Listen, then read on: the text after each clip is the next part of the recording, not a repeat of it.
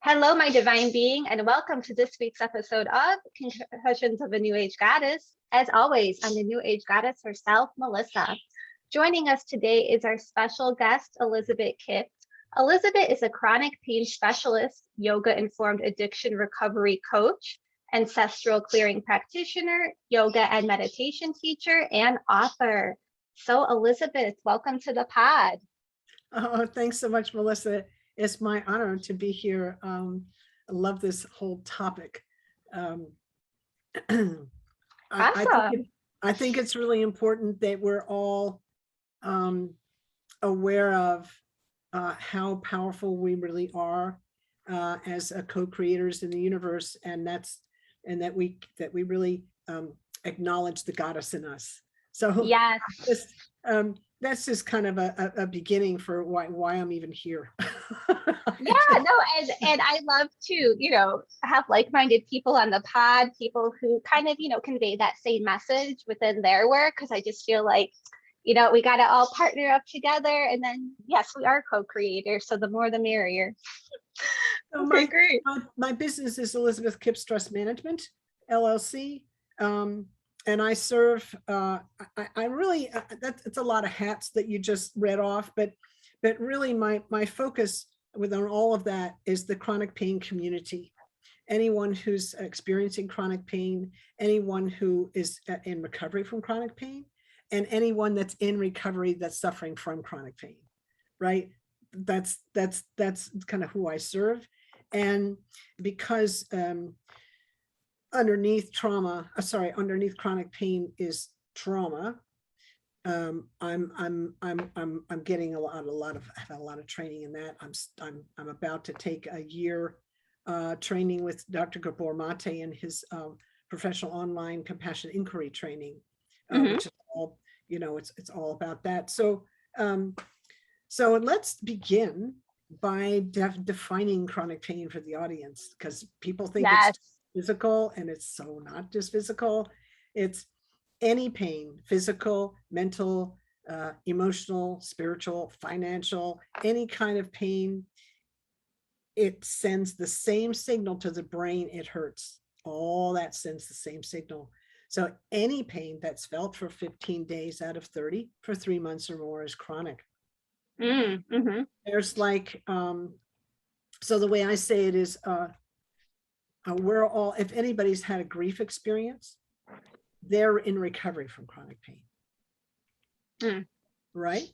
Or if they're still grieving, they're in chronic pain, because that's a process that takes a while, right? Anybody that's got long-term COVID right now, suffering from chronic pain. Yep. Just, it's just for a couple of examples right off the bat.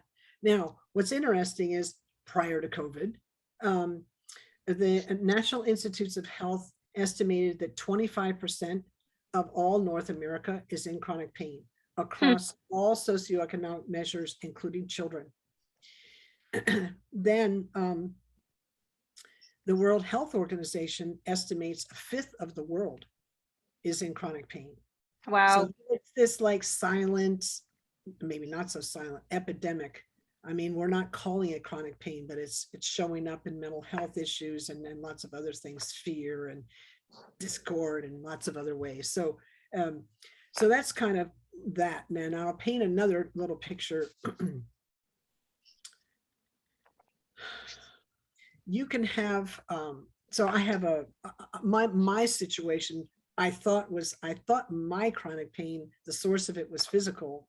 I have a broken vertebra in my back, which is healed, but a broken vertebra that broke and then slipped. The front part of the vertebrae at the fifth lumbar slipped in towards my pelvis and pulled the leg nerves with it. It's sitting at 80% of the way into the pelvis. So I have some hardware holding all that together. And so here's the thing. You can have 3 people with x-rays that look just like mine, and one of them will have chronic pain all the time, feel pain all the time. Another one will feel that pain only when they're stressed, and the other one won't have any pain at all. Interesting. Now, I have been all of those people. Mhm. I have in my life, I've occupied all three of those positions. And the thing is that a Western doctor looks at the x-rays and they can't explain that. They can't Mhm. explain the difference. And I say it's because they're looking at the model from a reductionist, just looking at the x-rays point of view. They're not looking at the whole person. Exactly. Yeah. Yeah, yeah. So, so anyway, my story really is I had chronic pain as a child. I didn't understand the impact of so much emotional trauma and of really a child abuse as a kid. Mhm. But in a family with my mother was a bipolar and alcoholic and unstable personality, unpredictable. Um, and then there was like the zeitgeist of the time was do not emote. We don't want to see you emote. We don't want to Mm. see you laughing or like we don't want to see you crying or joyful. We just want to see you be quiet. Right, right. Yeah.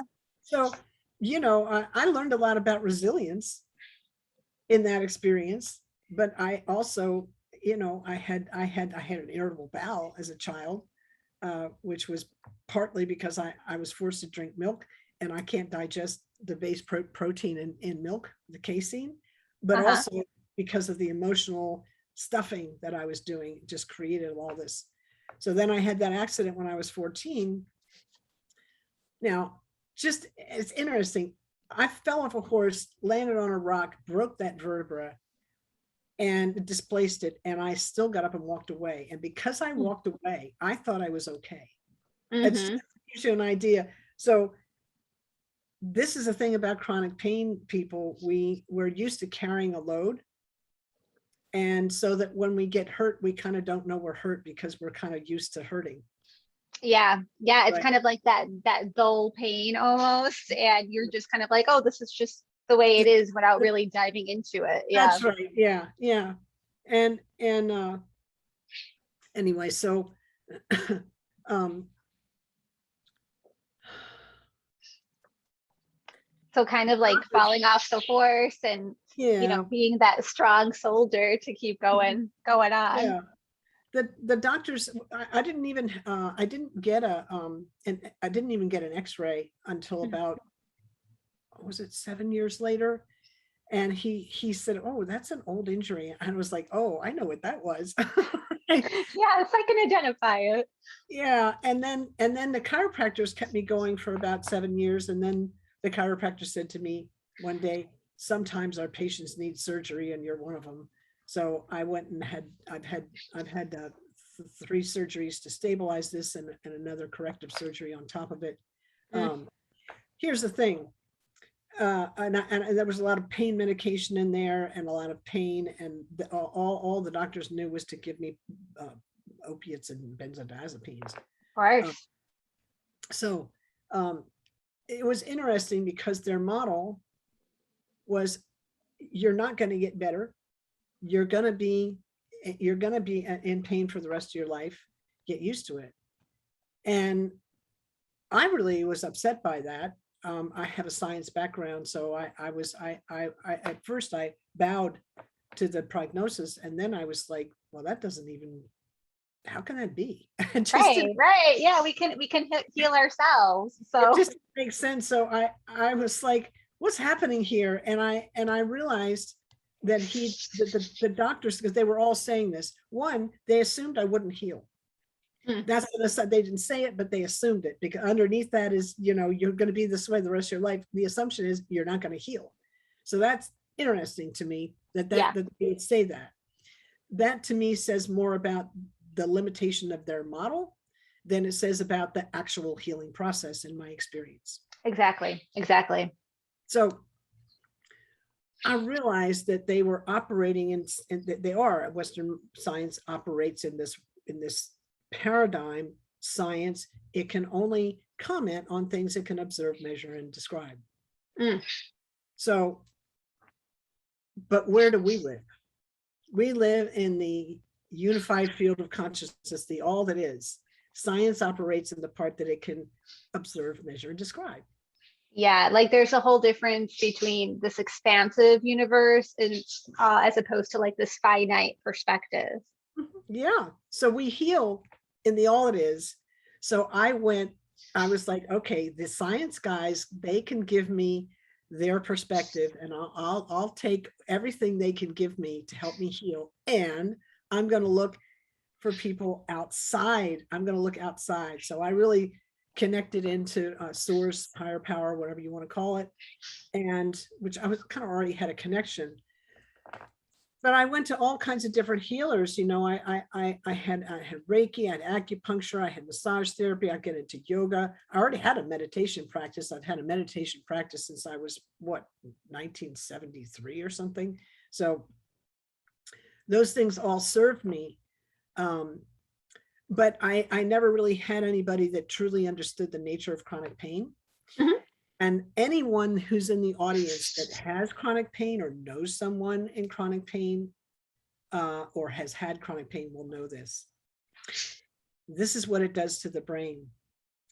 See, the reason that chronic pain means something is that it's no longer after 3 months or so, it's not so much about my back anymore, my injury. It's about the way the brain is perceiving the situation. Interesting. The brain undergoes changes and it becomes chaotic. People experience, I can't think straight, or they have brain fog, that kind of thing.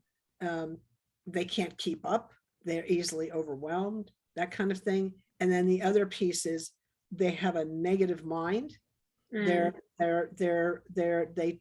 get more like it's all your fault or it's all my fault. But it's not. There's nothing neutral about that space. Yeah. Right?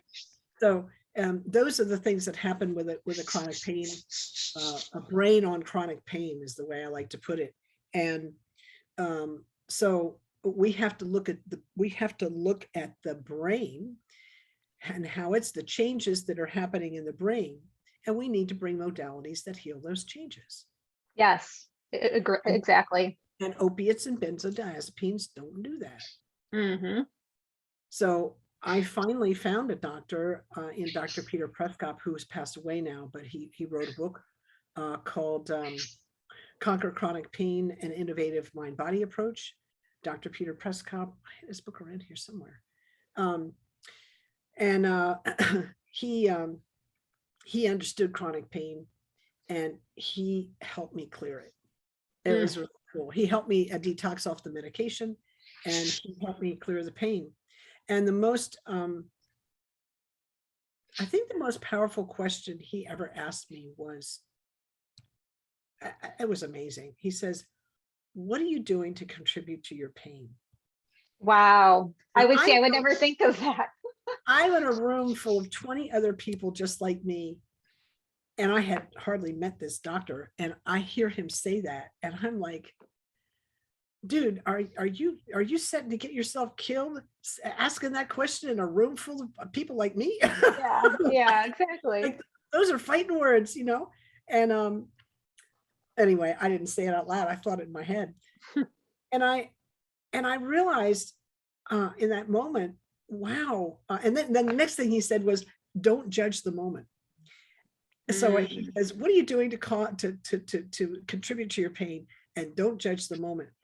And I'm like, oh my goodness, I've been judging my pain as bad my whole life. That's what I've been doing to contribute to my pain. And in that moment, I went from victim to empowered. Wow.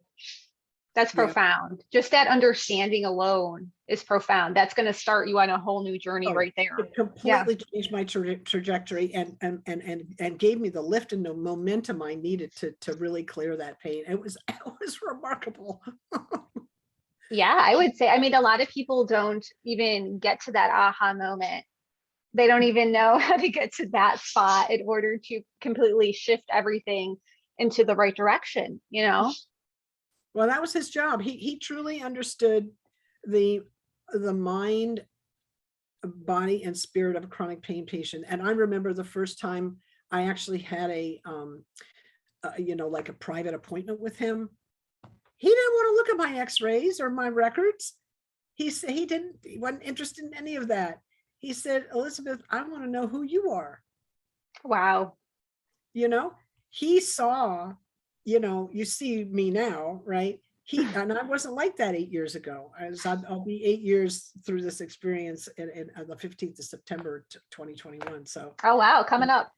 Yeah. So he saw this part of me.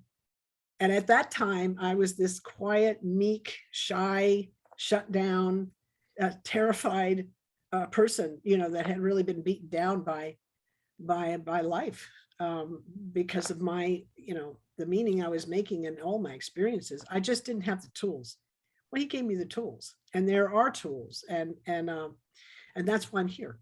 And that's what I do. I teach that now. They're all non-pharmaceutical. And I'm not the only one that's out there. Dr. Joe Dispenza is amazing. Oh, I love him. I love his work. Dr. Sarno is amazing. He's not with us anymore, but his books are out there. So there's help to be had. I wrote this book, The Way Through Chronic Pain, Tools to Reclaim Your Healing Power, about my experience. And then Dr. Peter's book, like I said, Conquer Chronic Pain, and Innovative Mind-Body Approach. I teach those two books together. They're this nice little set. His is like the doctory part, and mine's the kind of the patient manual of the path. Ooh, nice. Yeah. So really important. He taught Qigong. Oh, I love Qigong. Yes.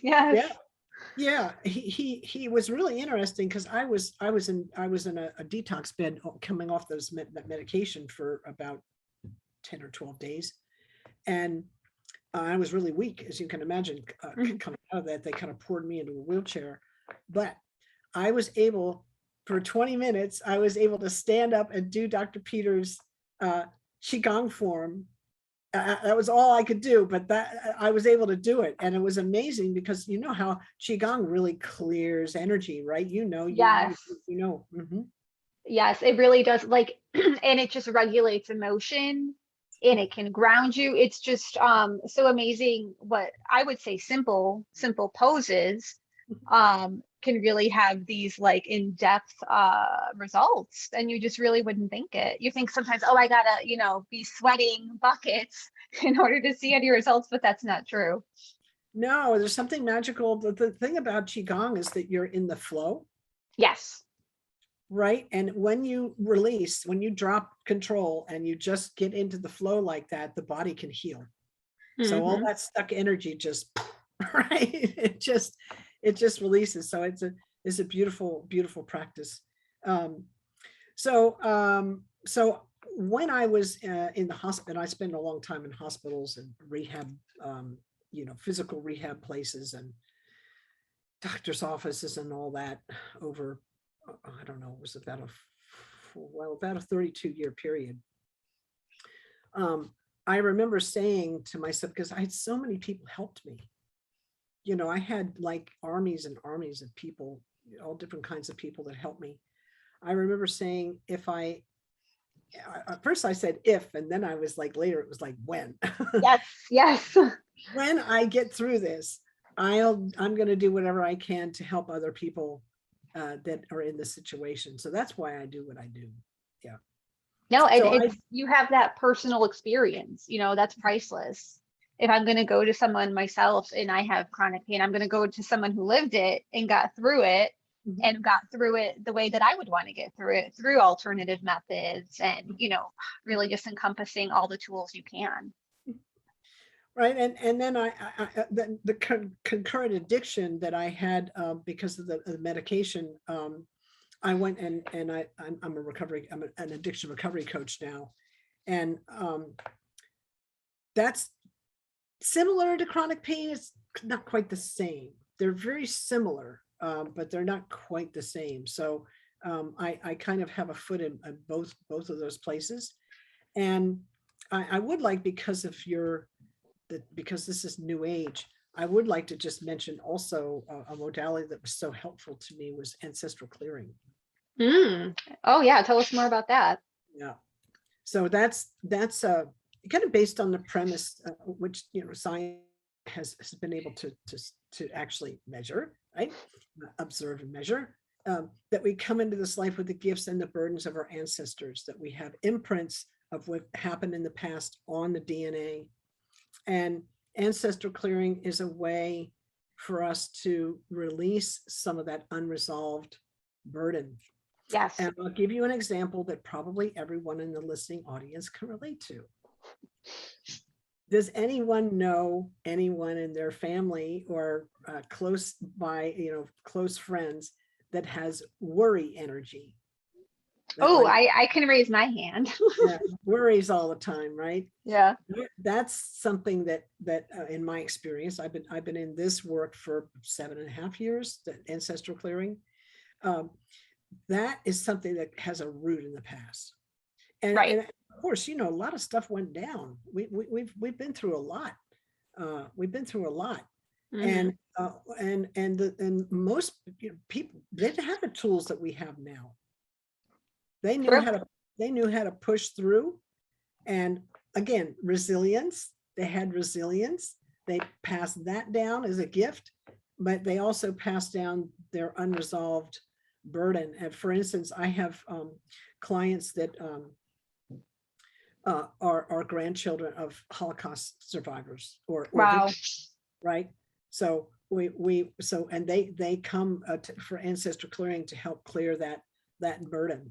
And I'm sure you run into this in your Akashic record work. It's very similar. We're really accessing similar space. Yeah. We're just calling it different things. But when an ancestral clearing session, we really zero in on and it's not me doing the work, as I call on this process calls on source energy, higher power energy to come in and act on our behalf. So yes. I'm just kind of a guide, a little bit. I just kind of focus the work and guide the work. So we're really accessing whatever's coming up for the client in that moment, in the session. We're accessing that. And of course, it's done in the present moment. So we have access to past, present, future all at once, because that's the quantum world, right? Yeah, that's how it works. Yeah, time is not linear, right? It's everything's happening all at the same time. So once you have that understanding, it's a lot easier to see how much the past or past lives, ancestral clearings can really, to your point, impact the present moment more so than we even think. Mm-hmm. I had some really interesting experiences with that. I never even knew I had I never labeled it that way, but my John Newton is the one that teaches this. It's from Health Beyond Belief, John Newton. I met him when I was in Pain Track clearing with Dr. Prescott. He's not there anymore either, but anyway, you can find him at Health Beyond Belief.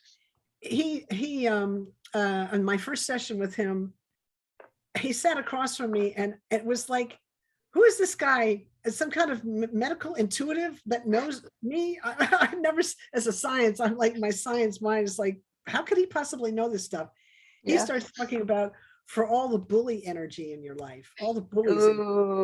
And I was like, no one had ever acknowledged that. I had never acknowledged that. But as soon as he said it, I was like, they were all lined up. There's a whole room full of them. Yeah. Yeah. Wow. And so he helped me release the pent up energy I had around those experiences. That's what the ancestral clearing process does. It helps us release the sticky charge that we have around the experiences that the negative experiences that we have. Yeah. Yeah. And limiting beliefs. Yeah. Things that just never got cleared out previously. And also another thing too, in terms of saying what kind of like what you started out with, when you have physical pain, yes, it could be from a physical accident, but also emotional. I feel like I have the weight of the world on my shoulders. My back's probably going to start hurting. And I think a lot of people don't make that connection. They're like, oh, I must have slept funny, or I don't know how I even hurt my back. And it's like, well, sometimes are you stressed out? Look at it from that lens too. And then you can find the root of the issue and then solve it from there. Mm-hmm. Yep, for sure.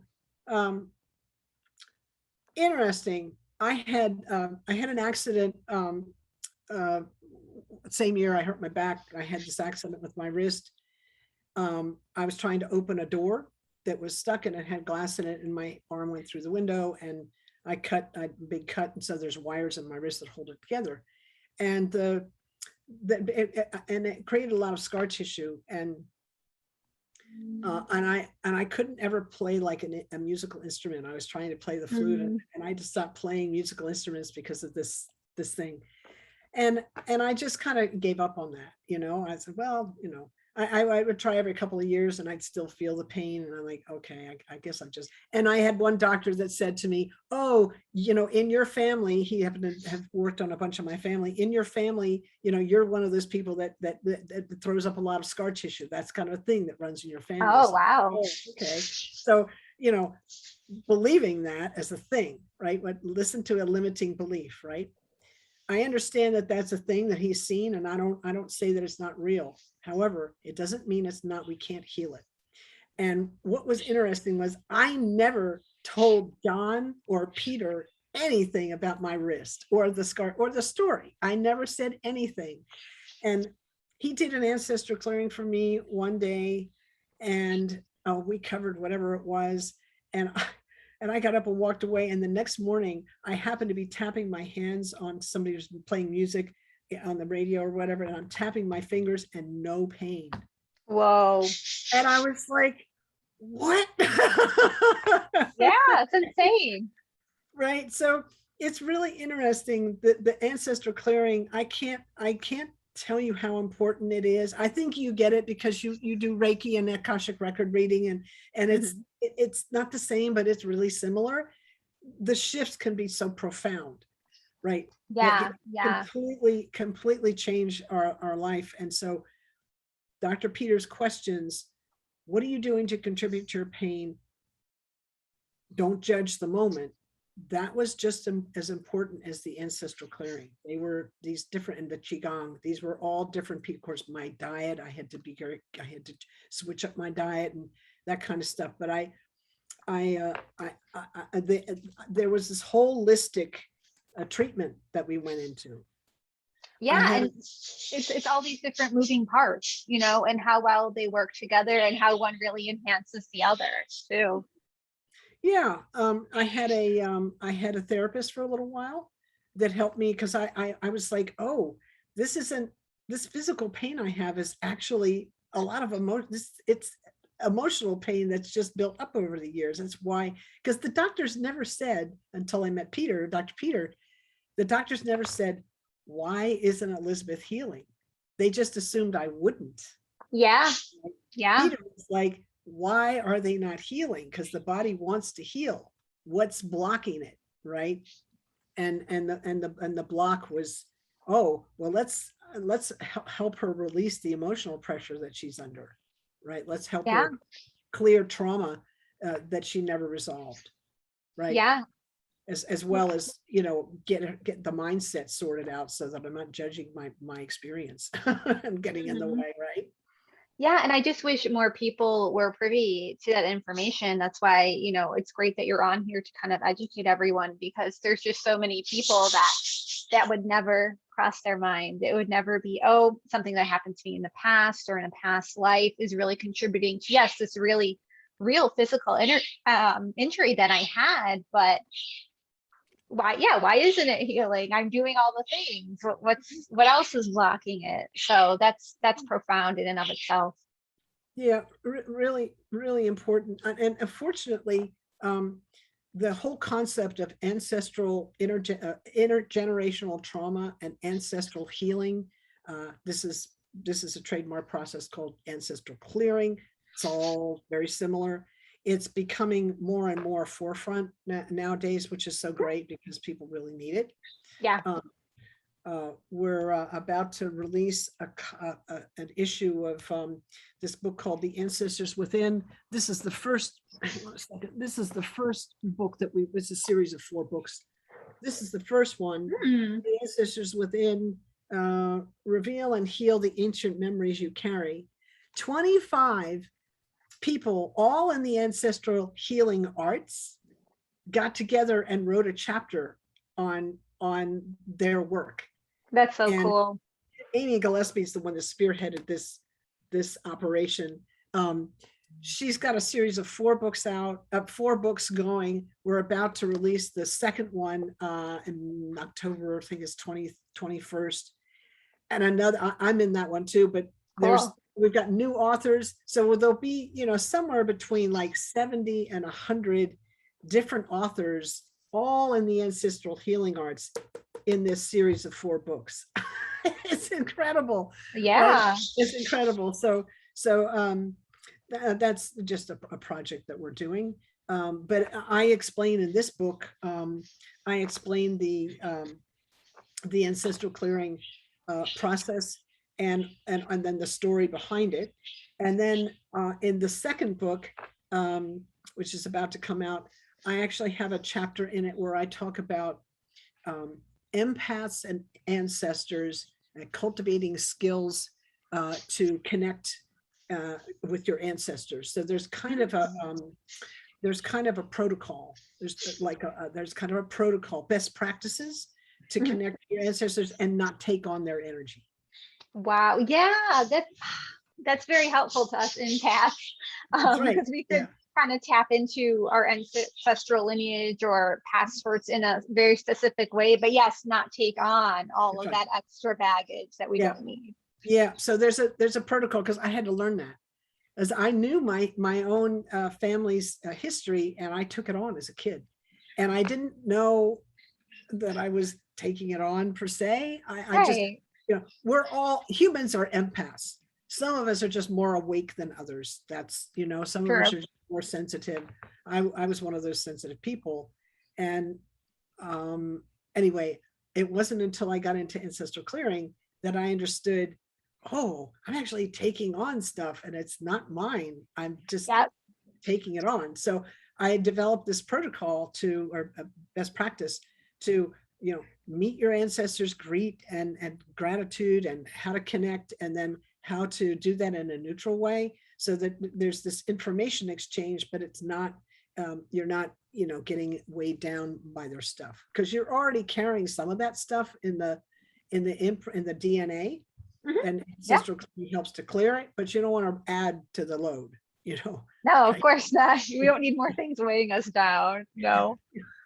Okay, great. So kind of, because you do so many different things, like we noted in the beginning, and you spoke a little bit about how you can help others, but really, if someone wanted to work, one-on-one with you, what can they kind of expect? How do you even get started with a new client? Well, everybody's different, but with someone who's, I kind of have a set thing, a checklist that I kind of go through. The first thing is I listen to their story for about 5 minutes. It's rare that a chronic pain sufferer actually gets a chance to sit across from another chronic pain sufferer person that gets it and can speak their truths. So they need to be validated. So I think that's really important. So number 1, listen. Second one, ancestral clearing, to clear, so then that they can work on the present. They can clear the past, they can work on the present. Third thing, can they sit still? Why is that important? Because the fourth thing is meditation. Meditation, remember I said in chronic pain, you have this chaos in the brain. It's just kind of a mess up there. Meditation is the single most powerful healer for the changes that occur in the brain because of chronic pain. However, if you can't sit still, it's very difficult to meditate. So I work with people a lot of times, and then how many of people who are listening, you might be one of them, I don't know, who have heard this when they were a kid: sit down, be quiet. Right? Yep. Oh yeah. So if you've got that energy in your nervous system around sitting still, we need to acknowledge that and clear it. The other thing is the trauma response when we go dorsal is to shut down. Mm. So you also have to be careful of people if they can sit still. Can they do it comfortably, or do they go into this shutdown trauma response? So it's this kind of tricky territory. It's, you understand? So you want to have people meditate, but you kind of have to investigate the sitting still thing before you bring them into the meditation experience, right? And make sure that Yeah. they've cleared all their stuff around sitting still. And if they have problems sitting still, I'll get them chanting, because that'll help tone the vagus nerve, which is where that nervous reaction is. So that's why I do the yoga. I have a trauma-informed yoga class I teach every Thursday, 6 to 7:30 Central online. Mm. And we work, most people there are chronic, they're not all chronic pain people, but most of them are. And we help to regulate the nervous system. That's the other thing that happens in chronic pain, is the stress response gets really out of whack, and we become hypervigilant. We're always looking for the threat, always Yeah. looking for the threat, right? So we want to calm that down, and we do that. We can do that with a physical practice. Qigong helps somewhat, but the chanting and the breath work it will really directly affect the vagus nerve. Yes, yes, it really kind of like hones into that core essence of you. And then another thing too, there's, like you mentioned, the responses, the fight, the flight, the freeze. And when we can really identify which one we gravitate towards, then we can kind of build a practice around that. And then, as you know, there's so many different styles of meditation, and yeah, which one is really going to help this learner, this individual, based on their personality type and what works for them and what doesn't work for them. Because I've had a lot of people tell me, I just can't meditate. I just can't meditate. I don't like it. And I just say, maybe you just didn't find the right method for you. Yeah, maybe it is chanting, maybe it is tapping. I don't know. But once you find the method that works for you, then I think you would enjoy it more than you think. Yeah, it's really the most natural thing in the world, being. We're human beings, not human Yep. beings, right? So there's a lot of misunderstanding about meditation, and Yes. I wish it had a different name, but it doesn't. So Yeah, I've had people tell me, when I would host workshops and whatnot, they were like, oh, I can meditate in my room. And it's just like, well, I meditating in mean, a group is a lot of fun. yeah. And it's like, but are you meditating, or are you watching TV in your room? What's really happening here? So I think it's just, yeah, getting a better understanding of it. And then I think once people get to that point, then they're a little more open to it. I found for myself, I had a long-term meditation practice, like I said, but when I cleared the pain in my back, I was actually able to chant. And Mm. I found, so I could really vibrate the body with the voice. And I found that had that repetitive singular sound, or a series of sounds repeated again and again in kind of a gentle way, had this beautiful lulling, calming effect on the body. And I was like, when I have people that have issues around sitting still of any kind, I take them through a chanted meditation. Everybody likes music. I take Yep. them through chanted meditation, and then they get it. So they have an experience of, ooh, this feels good. And then they want to know, they want more. So that, it's a little sneaky, but it's the way I just noticed my own body calming down so much from, and then after I got out of meditation, that effect lasted. So Yes. I knew it was clearing something. I'm not saying it and here's the thing, I actually will join yoga with Ancestral Clearing in a workshop, because Ooh. they hit the body in kind of different ways, and it's just like 1-2 punch to the whatever the stuckness is in the body. There it goes. Yeah, Yeah. I love the more tools we can add to the toolbox. I'm a that's big right. advocate for that. So I love that. Yeah. And I mean, just even in my healing journey, sound healing was always something that just lit me up. It was just something, I get it. It makes sense. It's kind of it kind of gets in there, to your point, in that 1-2 punch, but like right away, you just get to kind of like to the core of it. And it's just so easy to kind of keep growing from there. So yeah, I'm a big advocate of it myself. Okay, great. So I think just, you have a business, you have your clients, you have a lot of different gifts and talents to offer. But when you really, started this business and started growing it, what were some fears you had? I mean, that would naturally come up, and I'm just kind of curious how you got over that or are currently getting over that. It's a process, I know. Yeah. So my issue was around being worthy to charge an actual, a rate that, I mean, I charge $100 an hour now. Now, I changed my business model when COVID happened, because people became financially stressed, and I thought it was really important that they were able to have the work to get access to the work. So I have a donate what you can. But what was interesting with changing that model was I'd put like donate what you can, parentheses, value $100, right, for a 50-minute session.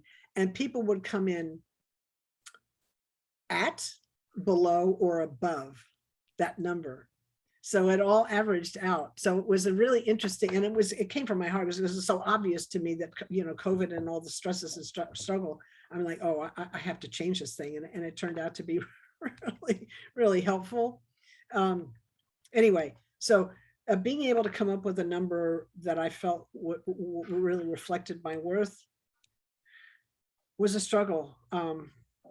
It took a few years to kind of get to land to that number. And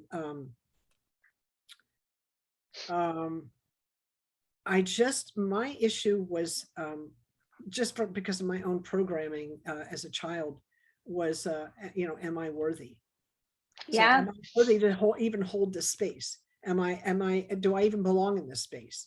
Am I really up to the task? And I realized, thank goodness, because of my yoga practice, I realized that those were old stories. I had Ancestral Clearing to help me. I realized that was just old conditioning. We call it samskara in yoga. And I just, oh, that's the past. This is the present, right? So I learned to, I really did a lot of work around clearing that stuff, but also seeing it for what it was, being the ego, and not necessarily buying into the story. I don't believe everything my mind tells me. Good. That's a good level of awareness to have. Yeah, and I can totally relate to that. I mean, I knew how to do the modalities. I knew how to do for a while before I would charge someone, before I would do it on somebody else, because I wanted to make sure that I was confident in my abilities, all of that. I got through those limiting beliefs, and then I was able to offer it as a service. And there's even other things I'm working through now. There's other things I know how to do. It's not a service yet. It will be, but one step at a time. So yeah, I think that's vital too, because yeah, you do need to make a living, but at the same time, if you have good intentions with that, then I think it all kind of makes sense at the end of the day. Mm-hmm. Great. Okay. And then I think we kind of covered, I mean, your story, what you contribute. I think it's just fascinating, just how you pull all of these different things together and how they kind of create this one really unique thing that you have to offer the world. But yeah, just to kind of wrap things up, where can we find you if we want to work with you? I'll wrap that up, and then I'm going to leave you with the 12 steps of wellness. Ooh. You can find me at Elizabeth-Kipp.com. That's Kipp. You got to put the dash in between Elizabeth and Kipp, because ElizabethKipp.com is a photographer. She's amazing, but it's not me. Elizabeth-Kipp.com. You can find me there. And I'm all over social media. So you can, okay, great. And then I can link that. I'll link that in the description box too, just so for easy access. Okay, great. And then yeah, what else did you wanted to leave us with 12 steps? 12 steps of wellness. The 12 steps of wellness that Dr. Peter and I developed together. He kind of had these steps, and then clients would come to his old patients would come to me and go, I don't remember what the tools were. And I was like, oh, okay, well, these are the tools. And I remember texting Peter, he was not well. It was kind of towards his death. I texted, I said, are these the tools? And he said, you got them. And so this is what they are. 1, none of us were born to suffer. 2, we all have the ability to heal. 3, love with all your heart. 4, get real about your healing. 5, commit to your healing. 6, do the work it takes to heal. 7, do the work every day. 8, get real about your healing, in case you didn't hear us the first time. 9, never let anyone or anything get in the way of your healing. 10, love yourself fiercely and without reservation. 11, accept what is. And 12, be grateful for all that comes your way, and more will be revealed. There you have it. I love that. That needs to be written and taped up on my wall, I think, because It's in a business card. I got them printed up as a business card. You can put it in your wallet. ooh, perfect. Easy access. I love that. Okay. Oh my gosh, that was so good. It's just like straight to the point. You can use it every day and kind of gets you going. Love it. Okay, great. Okay, thank you again, Elizabeth. Thank you so much. This was very informative, right up my audience's alley, and I think we can all use these tips and tricks, honestly, just on the daily. Well, thank you so much for the opportunity. Of course. Yeah, and it's just really so great to see another example of how holistic health and alternative methods of healing can really produce great results and aid in everyday life. As always, if you're interested in working with me for some healing or looking to gain clarity for life's everyday stresses, feel free to book a Reiki or Akashic Records reading with me at thenewAgeGoddess.com. Thank you for joining us on this week's episode of Confessions of a New Age Goddess. Much love and namaste. Namaste.